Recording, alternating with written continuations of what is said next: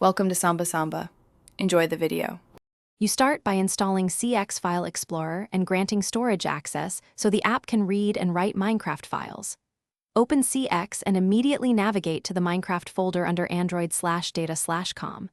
Mojang, Minecraft, or your game directory. This is where worlds, resource packs, and behavior packs live. Once there, make sure you can see folder sizes and timestamps to verify recent saves. Now create a temporary folder named CX Minecraft Temp so you have a safe place to copy files before moving them into game folders. You copy the pack or world file into CX Minecraft Temp to avoid corrupting originals.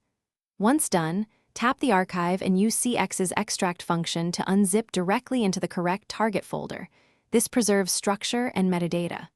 If it's a MacPack or Macadon, extract its content into resource packs or behavior packs as appropriate.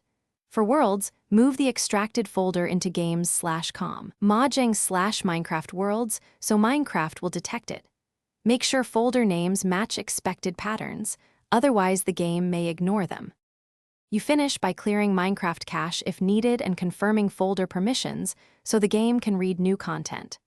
Launch Minecraft, open your world settings, and activate the imported resource packs or behavior packs before loading the world.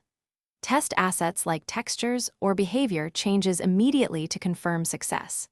If something fails, enable hidden files in CX, recheck you placed files in exact folder paths, and make sure CX has persistent storage permission. This single troubleshooting step fixes most import issues without reinstalling any. Thanks for watching. Consider subscribing if we helped you.